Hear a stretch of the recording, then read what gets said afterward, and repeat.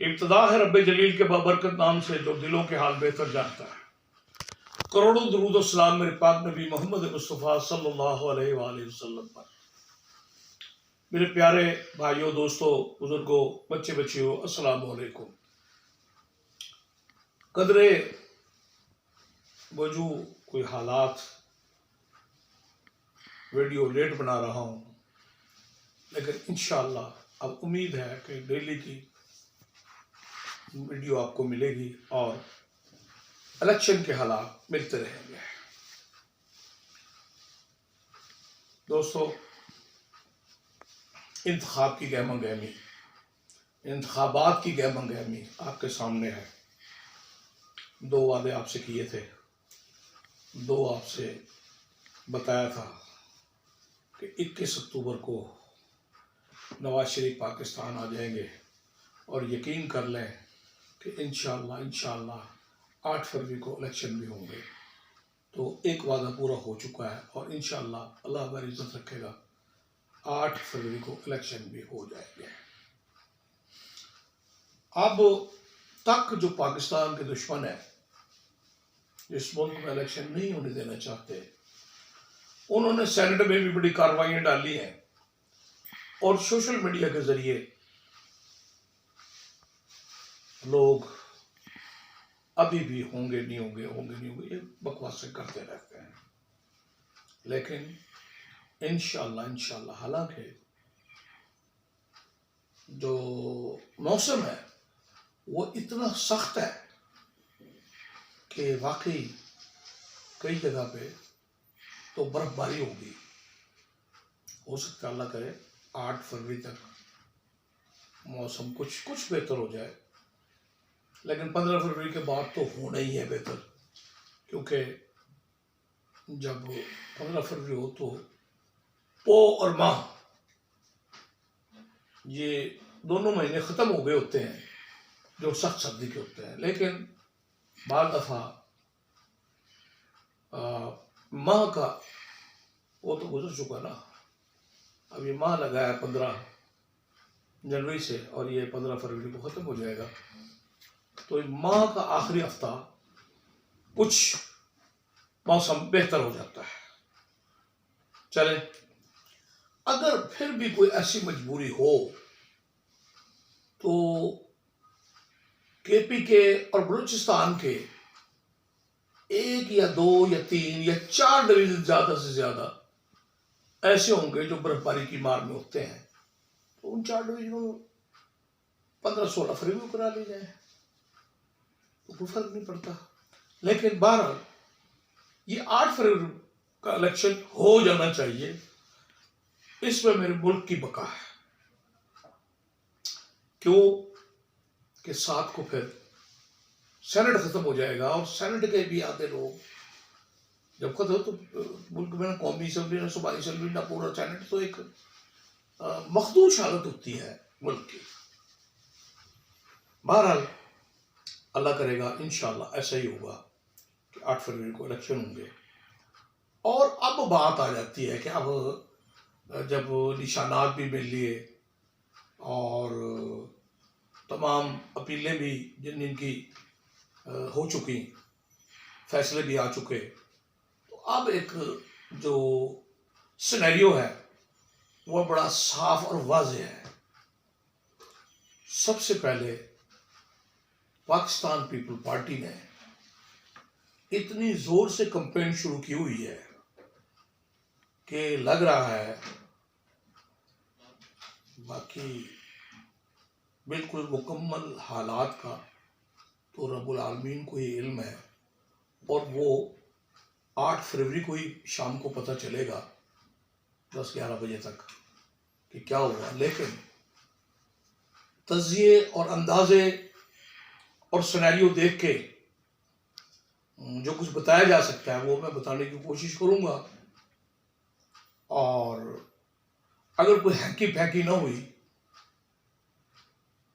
कोई लाडला ना हुआ या किसी को जितवाना ही मकसूद ना हुआ, तो फिर रिजल्ट ऐसे होगा जो मैं आपको बता रहा हूँ। आज का जो दिन है, इस वक्त तक जो सिनेरियो बनाया है वो लगता है कि 80 सीटें पाकिस्तान पीपल पार्टी और 75 से 80 सीटें नून लीग और 40 से 45 पीटीआई के आज़ाद और बाकी जो 60 बचेंगे उसमें बाकी तमाम, जिसमें से इस्तेकाम पार्टी और तहरीक इंसाफ पार्लियामेंटेरियन दोनों को मिलाकर 10 सीटें मिलेंगी। और फजलुर रहमान साहब को अब इस हालात में जो हम देख रहे हैं पूरे पाकिस्तान से 10 सीटें मिलेंगी। अब 10 की 11 भी हो सकती है, 9 भी हो सकती है, लेकिन 10 की 15 नहीं होंगी और 10 की 5 नहीं होंगी। इतना मार्जिन रखना चाहिए। और एमक्यूएम को लगता है कि 8 से 10, कम से कम 8, ज़्यादा से ज़्यादा 10 ये सीटें मिलेंगी। बाकी वो जो बलूचिस्तान की छोटी छोटी पार्टियां हैं और जैसे 2-3 सीटें ये काफ लीग भी निकाल लेगी कौमी असम्बली की, तो ये सब बाकी जैसे कोई इक्का दुक्का ये रिजल्ट बनेगा। अब बात जिन्होंने हुकूमत बनानी है वो है 3 पार्टियां। पाकिस्तान पीपल पार्टी का इस वक्त सिनेरियो बहुत अच्छा है, उनकी कैंपेन बड़ी अच्छी जा रही है। उनके जलसे अगर देखें, कोयटा का जलसा, चित्राल का जलसा, दीर का जलसा, फिर अब सिंध के जलसों की इंतहा है कि आप बंदे गिन नहीं सकते, हद निगाह बंदे होते हैं। और फिर तांदलिया वाला फैसलाबाद का जलसा, ये बड़े जलसे थे। और बहावलपुर का जलसा भी मुनासिब जलसा था। और बाकी भी कई जगह पर जो जलसे हो चुके हैं पंजाब में वो मुनासिब जलसे हैं। अलबत्ता अब इस सारे सिनेरियो के बाद जो सीटें बनती हैं वो 80 और दूसरी तरफ भी 80, 1-2 उसकी ज़्यादा हो सकती है, 1-2 उसकी कम हो सकती हैं। अब पीपल पार्टी और नून लीग ऐसे बिल्कुल बराबर आ गई है। बल्कि अगर ये कहूँ तो बेहतर है कि 20-21 नून 20 और पीपल पार्टी 21 हो गई इस वक्त। यानी वो अगर 80 लेगी तो वो 78 ले लेगी, और अगर वो 78 ले लेगी तो दूसरी 80 ले लेगी। उस पर वो आ गए, इसको आके टकराए खड़े हैं। अगर पीटीआई का निशान होता और उसका चेयरमैन जेल में ही होता तो उनको भी यही 75-80 तक वो भी आ जाते हैं। लेकिन चूंकि अब निशान भी नहीं है और चेयरमैन भी नहीं है तो उनको सीटें मिलेंगी 35 से 40 से 45, 40 से बल्कि 35 से 45 तक।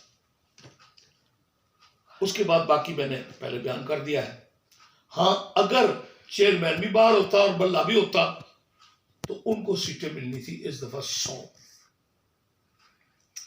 और पीपल पार्टी के पास ही 70-75 और नून लीग के पास 60 सीटें रहती, क्योंकि नून लीग के टिकट पर वोट नहीं चढ़ रहा। कहाँ? सिंध में नहीं है, बलूचिस्तान में नहीं है, केपीके में नहीं है, जनूबी पंजाब में नहीं है, अपर पंजाब में उसको वोट मिलेगा, लेकिन वो 60 के आसपास होगा। और बाकी जो 80 तक वो जाएगी वो बाकी जनूबी पंजाब, केपीके, बलूचिस्तान से मिला के, सिंध में तो उसे कोई सीट नहीं मिलती। ये है इस वक्त तक का सिनेरियो। अब मैं आपसे शुरू करता हूं, आज से हम पीपल पार्टी से शुरू कर लेते हैं कि पीपल पार्टी की पंजाब से कहां से सीटें निकल रही हैं। तो जनाब उनकी कम अज कम 4 सीट रहीम यार खान से निकल रही हैं। भावलपुर डिवीजन से उनको 5 सीटें निकल सकती हैं और मुल्तान डिवीजन से उनकी 4 सीटें निकल रही हैं। भावलपुर डिवीजन 5, मुल्तान डिवीजन 4 और डेरा गाजी खान डिवीजन से भी 5। तो इन 3 डिवीजनों से जो हम इस वक्त देख रहे हैं माहौल, 14 सीटें वो इन 3 डिवीजनों से निकालने में कामयाब हो जाएंगे। अब आप अपर पंजाब में चले तो उम्मीद है कि कम से कम 4 और ज्यादा से ज्यादा 6 सीटें वो अपर पंजाब में निकालने में कामयाब हो जाएंगे। तो 4 ही अगर लगा ली जाए और ये 4 और 14 यानी 18 से 22 तक का ग्राफ पंजाब का जा रहा है। इंशाअल्लाह बाकी सूबों पर और बाकी पार्टियों पर हम कल बात करेंगे। उम्मीद है आपको वीडियो पसंद आई होगी। इसको लाइक कर दें, शेयर कर दें, बस